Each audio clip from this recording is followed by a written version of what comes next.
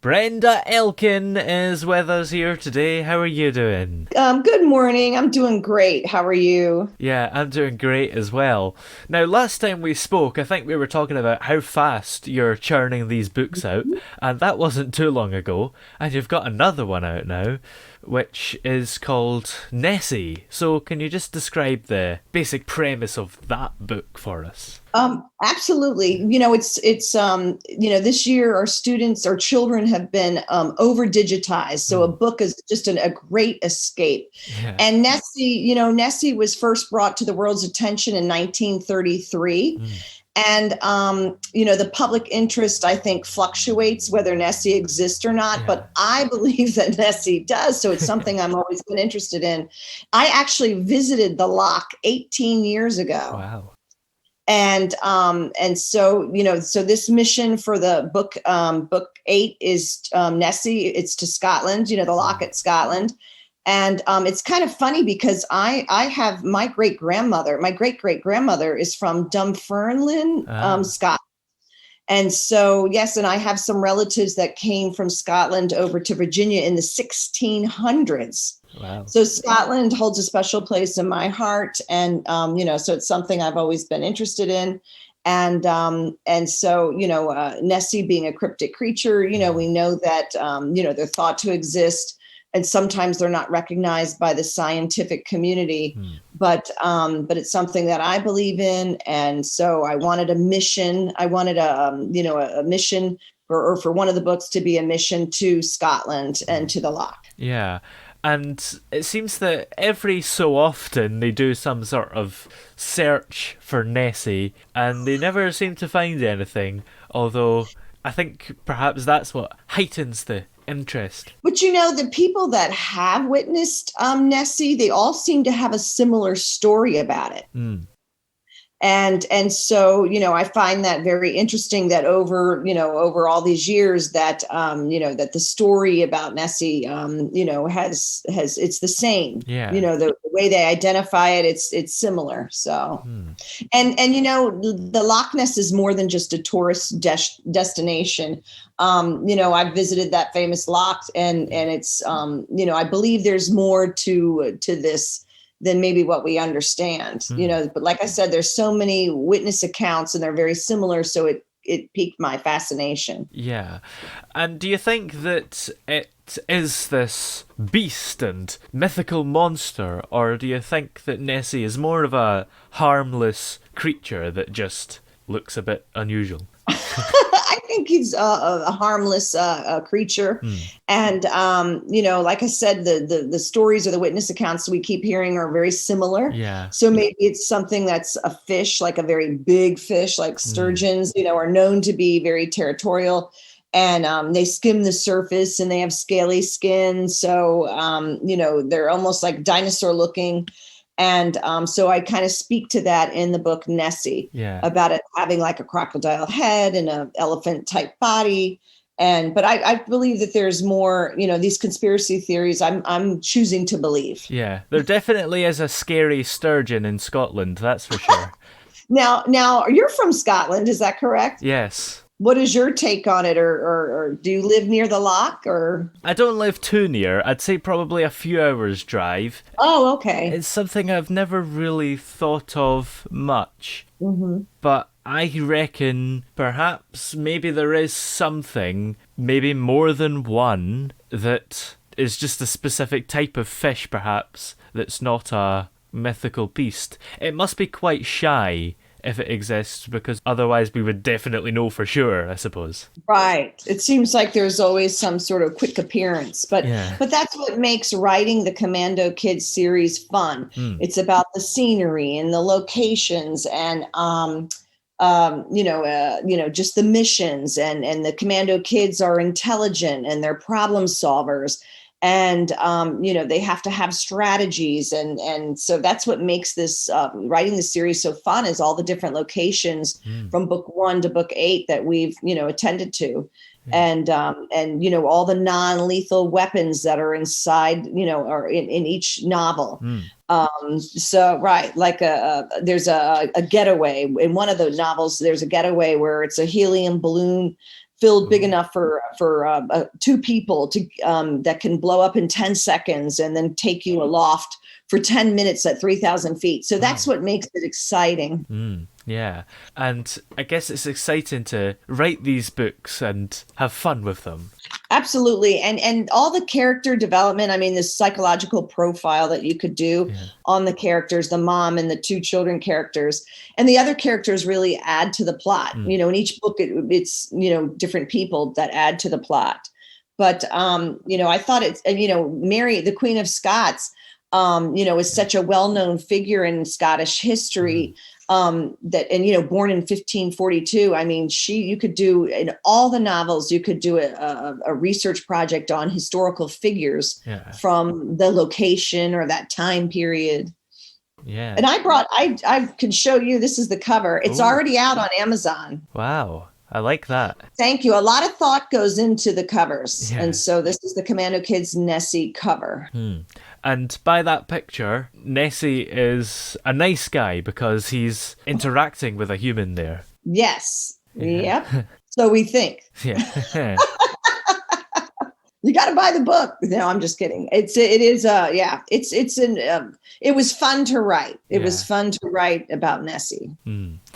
And because Nessie has been sort of known about for, as you say, was it 1930s? Yeah. Do you not think that perhaps he would have died by now? Or is it like generations that continue of him? I think so. You know, well, we know, that, you know, they can live, certain fish can live, 100 years. I mean, it's even just like crocodiles, you know, there's some that live 100 years. So, you know, I think that maybe, you know, it possibly is stuck in the lock and, and then just makes that reappearance. But just because of all the witness accounts since the 1930s that are recorded, you know, prior to that, you know, there might not be as much accurate information. They're all similar. They all say the same thing. So, you know, I choose to believe, and I think it's really cool. And I was excited to write about the lock. I think it's more, I've been there 18 years ago. I went there and I loved it. I love Scotland. And like I said, I have it holds a special place in my heart. I have forefathers, Christopher Fleming and his brother. Well, actually, I don't know if it was his brother Thomas that came over from Scotland to Virginia. Cause you know, I live in Washington, DC in the United States. And in the 1600s.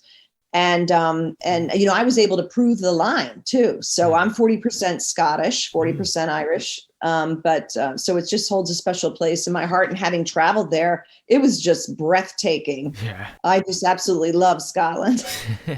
Yeah, that's for sure. And I guess when you were there, did you notice anything unusual in the loch? I didn't when I was there. But of course, you know, your imagination can get the best of you. And my children, I have 2 personal children that are adults, but when they were little, when we went, and they just loved it. It was such a great experience. And it really, you know, they just, after that visit to the loch, their imaginations were just running away with them. And they were just so thrilled the rest of the trip. Yeah.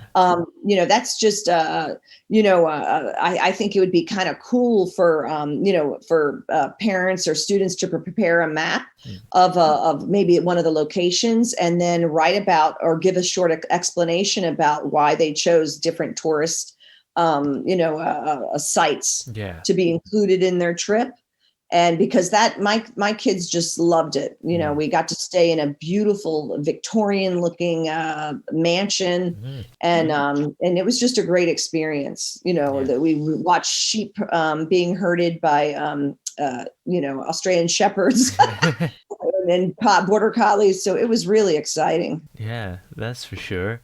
So what gave you the idea to write this book in the first place then? I think my visit, you know, when we, you know, our world is so big, and when we visit and we travel places, you know, it's something that, because it's been 18 years since I've been back to Scotland, you know, or since when I visited the loch, it was 18 years ago.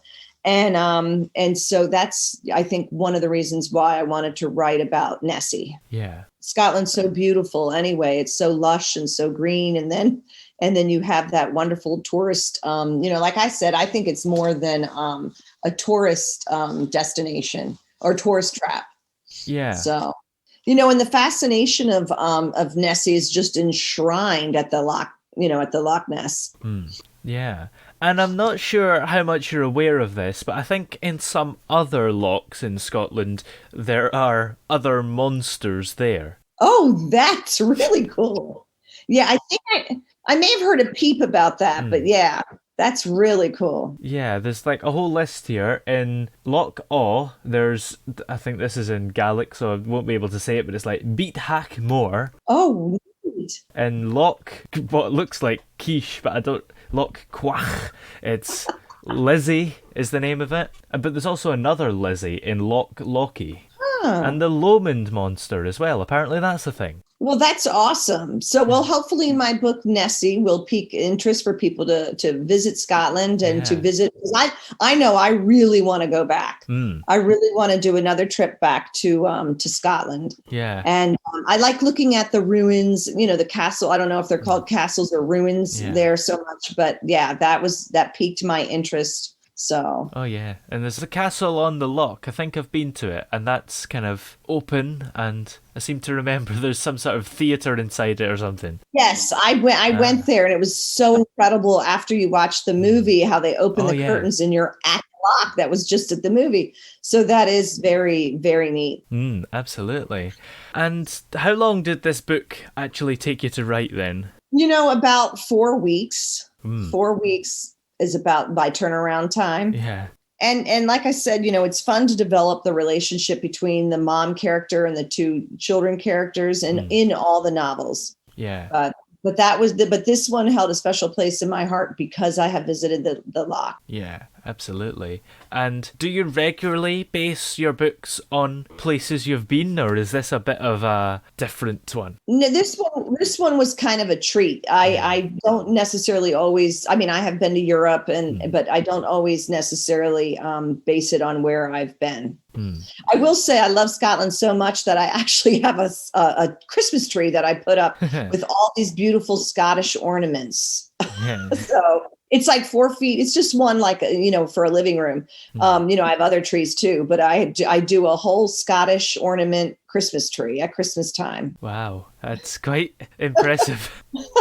I guess never really thought of doing Christmas trees related to parts of the world. I always thought Christmas trees are the same everywhere.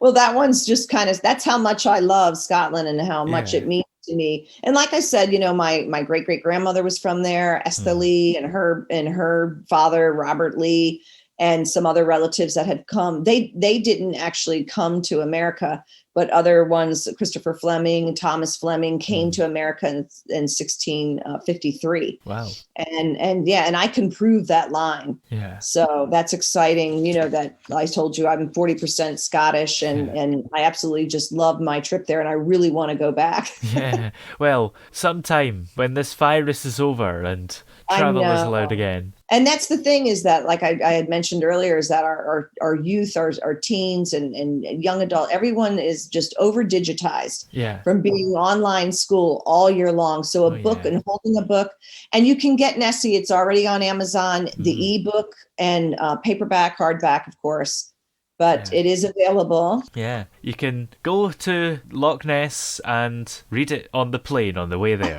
It would be perfect. That's actually would be perfect, because we do a lot of scenery and the locations, and it's the mom character and the two children characters. We speak to that in every novel.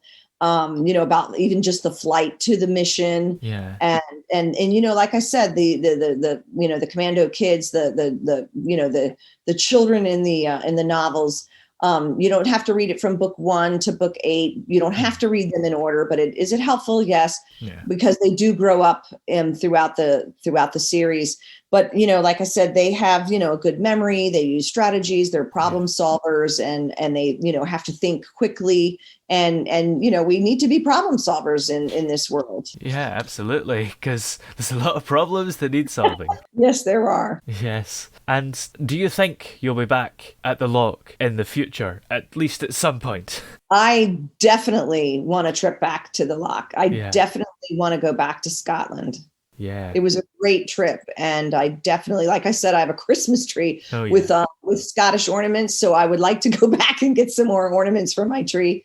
And it's neat. It's neat Mm. to get the emblems and the crest and all that beautiful. It kind of left me the material that you can get, Yeah. for your family history, and I just loved it. Yeah. So I absolutely would love to go back. Yeah. And I think even if Nessie isn't real, it's evidently great for tourism. It is, yeah, it is a great, but it's more than just like a tourist destination or tourist trap. It's just Yeah. like, it's the, it's the fascination, and Nessie's just enshrined in Scottish history. Yeah, that's for sure.